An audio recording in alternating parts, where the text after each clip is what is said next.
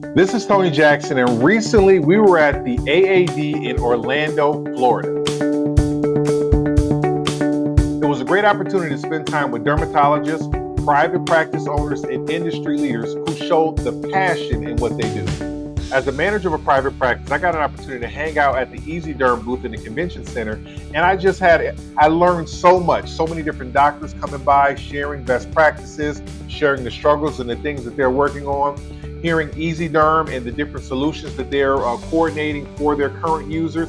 It was just an overall excellent experience. My first time ever doing this, but it definitely won't be my last. For my wife and I, the most rewarding part of DermBiz is the opportunity to sit down with other private practice owners, build a relationship with them, understand what they're doing, what's working, what's not working, so we can learn and get better and provide better service to our patients and provide a better work environment to our team members. And during this convention, I had an opportunity to sit down with a couple of private practice owners. They were gracious enough to share what's working in their private practice, what's not working in their private practice, and they gave a lot of really, really cool insights.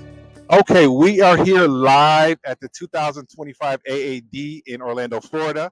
I have Dr. Nelson with me. What's the name of your practice again? Southern Dermatology. Would you mind telling me what's the thing that's most surprised you about private practice outside of just the practicing of medicine, like the business side, the administrative side of having your own private practice? Yeah, I would say what surprised me the most is kind of how you have to make sure that all the staff is on the same team, basically.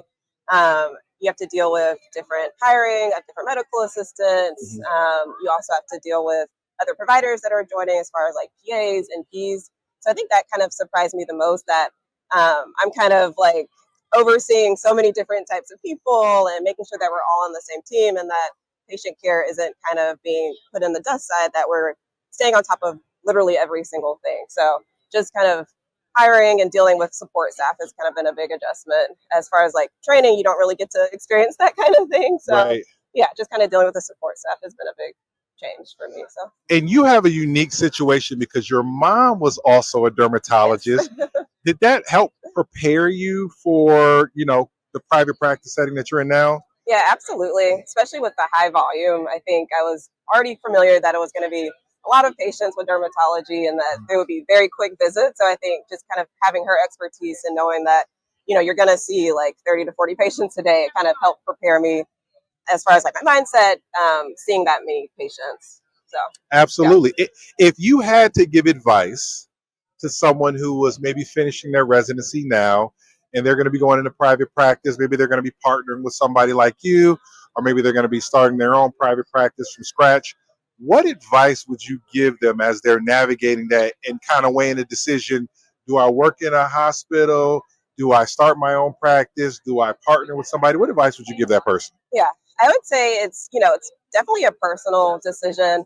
You kind of need to weigh like risk benefits. Like if you want to start your own practice, then you got to know like who's on your team, who's doing your EMR, who's kind of doing your billing, that kind of thing. You have to be prepared for all the hidden fees that come with private practice. Yes. Versus academics, you have to know that you want to teach and deal with residents and the admin staff on that end. So I think just kind of self-reflecting, really thinking about like what your purpose is, how you see yourself practicing dermatology would be my biggest advice. So Absolutely.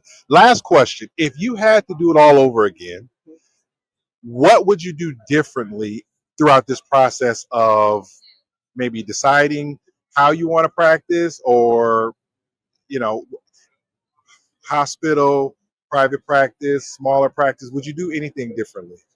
I don't think I would do anything differently. I think I kind of landed in a great practice. I really like the community that that I'm in, the patient population that I see. So for right now, like I'm very happy with the decisions that I made. Then again, like think about kind of how you see yourself as a future dermatologist. I think that really helped me get to where I am today. So That is awesome. Dr. Nelson, thank you for taking the time to chat with me today. We really appreciate it. absolutely. Absolutely. So we are coming live from the 2025 AAD in Orlando, Florida, and we have here with us Perpetua Ibekwe from Nigeria, from Abuja. Abuja, Nigeria. Absolutely. And Erewe Otrofanowe from Lagos, Nigeria. from Lagos, Nigeria. So ladies, what I would like to know is, In regards to starting your practice, what made you start your own dermatology practice as opposed to, let's say, working for somebody else or working for a hospital or something? I think I wanted to give more to the society, so that's one of the main reasons. Yeah. Excellent, excellent. How do you all market your practice? How do you get the word out about your dermatology clinic? Well, so luckily I work for both the government Okay. and I have a private practice. I consult private. And I think that because we're not too many dermatologists back in Nigeria, Okay. many board certified dermatologists Mm, back in Nigeria, the word gets around that people who are in the government institutions are authentic, yes. and word of mouth is one good reason. Yes. Luckily, some patients also push it out there on social media. Mm, That's the to go. That's where you go. And of course, the private practice has the honors to put themselves out there that this is where you can find specialist dermatologists. yes. So both by word of mouth, which I still think is one of the best ways to spread good information, Yes. then social media, whether on Instagram, Twitter, Yes. Facebook, some people still use Facebook, LinkedIn. Yes. So all of that is there. And of course, the traditional media. So back home, we still have radio. Yes. So we talk a lot on the radio. Many of the dermatologists in the country go on the radio. We have to give a lot of social information Yeah. for television. Mm, So that goes around. So your corporate social responsibility, Mhm. the CSR, and the means by which you put it out there is a short seller. mm. So that's what I would say. But there are some other online platforms where they say, how do you find a dermatologist? And so that also is the means by which news is spread as to who can do what for you. Absolutely. I got two more questions for both of you.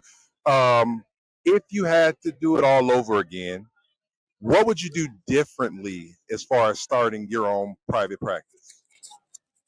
I think one would be to have a very good mentor. Mm, Um, Try to practice first. We practice first with someone that has a private practice. See mm. how it's run, Yes. and then you can now start and even modify to your own personal taste. Yes. Same question. So I would say collaboration.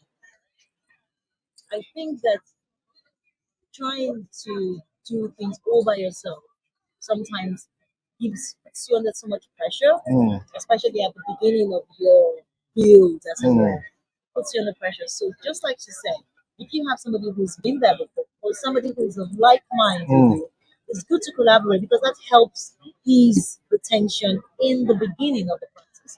So collaboration with like minds or somebody who is slightly ahead of you that you appreciate their ethos, as it were, Mhm. ethos of business, and more importantly, also get a business person, not Mm, just your colleague, mm. business person, because nowadays in schools they're being taught the business of medicine. Yes. We were in taught technician. Mm, So whether we like it or not, there is a business aspect that absolutely. is not really inborn in us anymore. We're Mhm. being trained to get it there. So if you have somebody who is a business person at the very beginning, can give you all the right thoughts, you know, branding, Yes. expertise, Mhm. merchandising, Yes. and Yes. putting it all out there. I think that definitely is one of the ways. My 2025 AAD experience was incredible. I got a chance to meet several inspiring private practice owners from across the country. Got a chance to take a sneak peek at some of the new technology that's going to be coming down the pipe with EZderm. A lot of new AI integrated software that they share with me that are coming that's going to be able to improve workflow, minimize administrative costs, and this is going to happen across the board whether you're using EZderm or not. And so it is a great time, in my opinion, to be in private practice. As we wrap up, we want to thank EZderm for supporting dermatologists, creating the software and the tools that we need. As I've said several times, the thing that I like about EZderm most is not just the tech support, but it's the people support. I feel like they have a great balance of high tech and high touch, and they're a critical part in what we do and how we build and manage our private practice. And so thank you for allowing me to hang out with you guys at your booth at this year's 2025 AAD. DermBiz will continue to create the content and the resources that'll help you build and manage your private practice. If you're going through the journey of figuring out all the details of building and managing your private practice, remember, you do not have to do it alone. We're here with you. We got a lot more great conversations coming down the pipe that we believe are going to help you take your practice to the next level. And we cannot wait to share them with you.